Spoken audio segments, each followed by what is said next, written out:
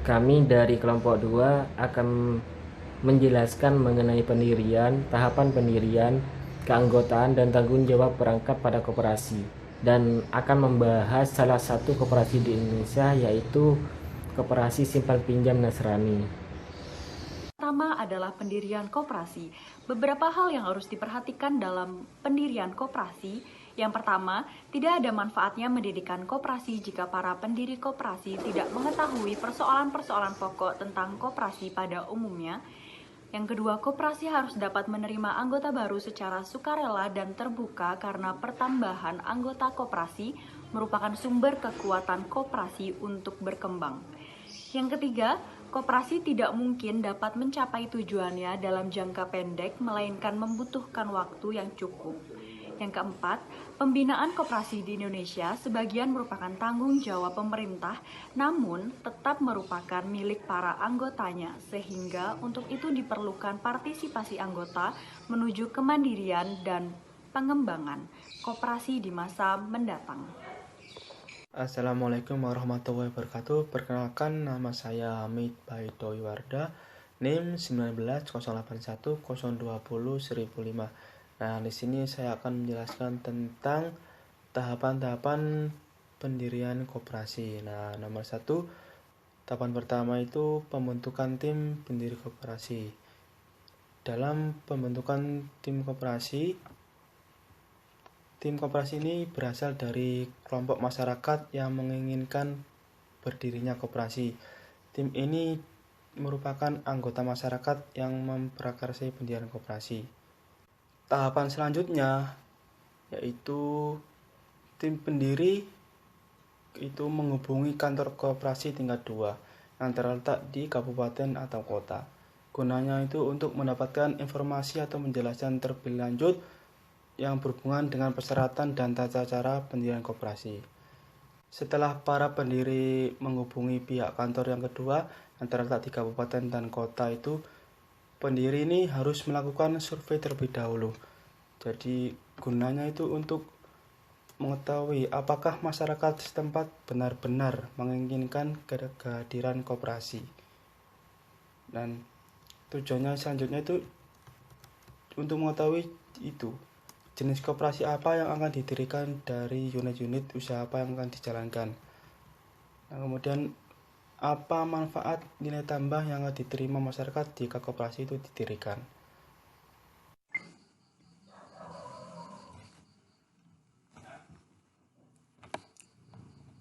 Baiklah, di sini saya akan melanjutkan presentasi dari teman saya.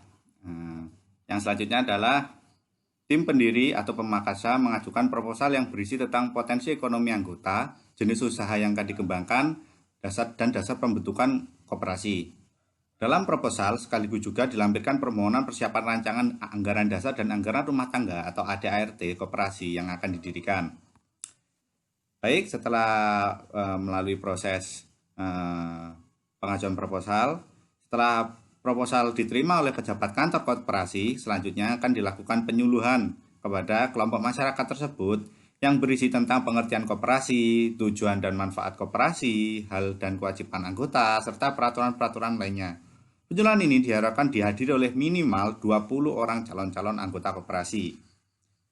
Yang selanjutnya adalah mengadakan rapat pembentukan koperasi yang dihadiri minimal 20 calon anggota koperasi.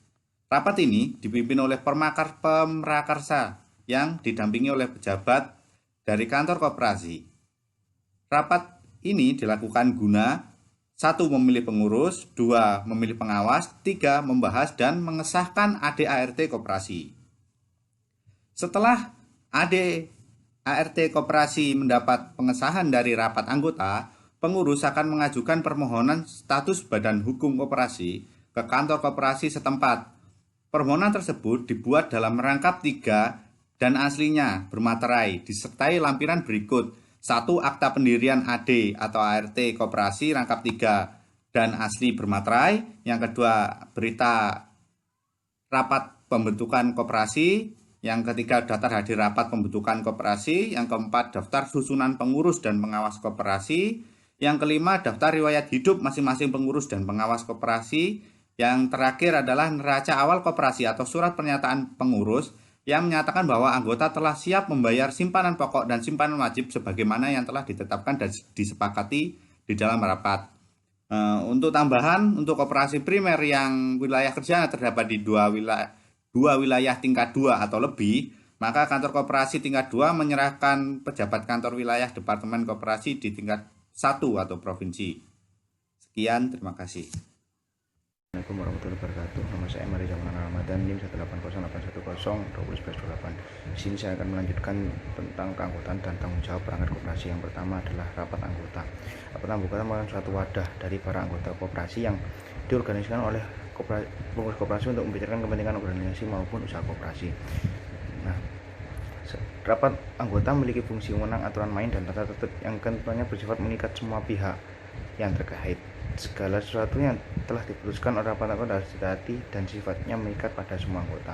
Nah, hal ini ditegaskan dalam pasal 23 Undang-Undang Nomor 25 Tahun 92. Yang kedua adalah pengurus. Pengurus adalah perwakilan anggota koperasi yang dipilih melalui rapat anggota guna diharapkan mempunyai kemampuan manajerial, teknis, dan berjiwa koperasi sehingga pengelolaan koperasi mencerminkan suatu ciri yang dilandasi dengan prinsip-prinsip koperasi. Yang selanjutnya adalah pengawas. Pengawas adalah perangkat organisasi yang dipilih dari anggota dan diberi mandat untuk melakukan pengawasan terhadap jalannya roda organisasi dan usaha koperasi. Nah, pengawas ini diatur menurut pada Undang-Undang Nomor 25 Tahun 92 Pasal 39 Ayat 1. Disebutkan bahwa pengawas bertugas melakukan pengawasan terhadap pelaksanaan kebijakan dan pengelolaan koperasi. Yang keempat adalah pengelola koperasi. Pengelola koperasi ini adalah mereka yang diangkat dan diperintahkan oleh pengurus untuk mengembangkan usaha koperasi secara efisien dan profesional. Nah, sama juga disebutkan sebagai juga karyawan koperasi. Sekian, terima kasih. Assalamualaikum warahmatullahi wabarakatuh. Assalamualaikum warahmatullahi wabarakatuh. Perkenalkan, saya Fadil Sekun Fandi, NIM 17081102011 dari kelompok 2 Manajemen Koperasi. Pada materi ini diambil studi kasus berupa KSP Nasari. Sejarahnya adalah KSP Nasari didirikan di Semarang, Jawa Tengah pada 31 Desember 1998, tepatnya di Jalan Tumpang Raya 114 Semarang, di mana KSP ini diketuai oleh Sangga Pangebean, di mana pada tahun didirikan koperasi tersebut sedang terjadi krisis moneter dan krisis ekonomi yang membuat sejumlah bank menghentikan pemberian kredit bagi para nasabah atau masyarakat Indonesia. Dengan berdirinya KSP ini sangat memberikan manfaat bagi masyarakat pada kala itu, khususnya dengan memberikan pinjaman kepada anggota dan keluarga pensiunan PNS, TNI, Polri, dan yang mengambil gajinya melalui PT Pos Indonesia ataupun juga pada bank BRI, BTPN, dan bank daerah guna memenuhi kebutuhan modal usaha kecil menengah. Nah, langsung saja, koperasi ini berbadan hukum nomor 0021 /BH /KPK .11 /30 /8 1998 dengan jumlah anggota 25 orang. Kemudian pada tahun 2002 KSP Nasari ini dapat beroperasi di wilayah usaha se-Jawa Tengah. Hal ini diperkuat dengan telah disetujuinya perubahan dasar anggaran dasar KSP Nasari dengan nomor 01 /BH PAD KDK 11 2 2002 oleh Dinas Pelayanan Koperasi dan UKM Provinsi Jawa Tengah. Lalu selanjutnya ada perkembangan dari Koperasi Simpan Pinjam Nasari. Perkembangan KSP Nasari dari tahun ke tahun cukup pesat. Hal ini mendorong pengurus KSP Nasari untuk mengembangkan wilayah usahanya. Dengan diterbitkannya Surat Kementerian Koperasi dan Usaha Kecil dan Menengah Republik Indonesia dengan nomor 2 Departemen 1/1/2003 tanggal 14 Januari 2003. KSP Nasari beroperasi di seluruh Indonesia. Pada tahun 2004, tepatnya tanggal 1 Juni 2004, KSU Nasari berubah menjadi Koperasi Simpan Pinjam atau KSP Nasari dengan nomor 55-PAD-1-1-6-2004. KSP Nasari sebagai wajib pajak di Direktorat Jenderal Departemen Keuangan Republik Indonesia dengan kantor wilayah Jawa Tengah dan Daerah Istimewa Yogyakarta Kantor Pelayanan Pajak Semarang Selatan dan memperoleh nomor pokok wajib pajak atau NPWP dengan nomor 02.069.517.000.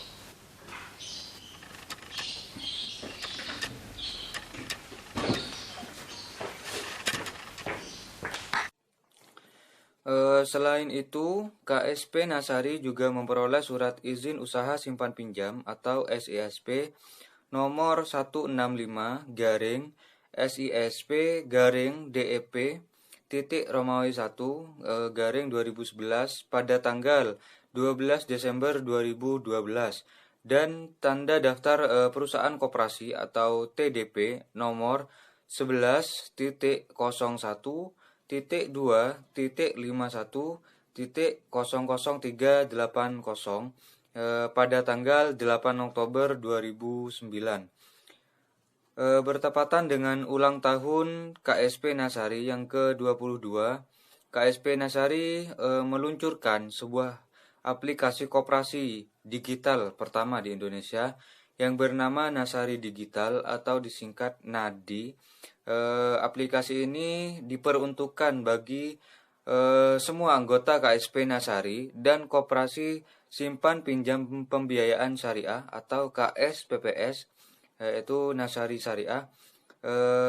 Hal ini diharapkan koperasi mendapat kesempatan untuk menyalurkan dana pemulihan ekonomi nasional, yang mana saat ini jumlah KSP Nasari yaitu berjumlah 123.000 yang tersebar di seluruh Indonesia dengan 23 juta anggota, sehingga dapat mempercepat penyerapan PEN.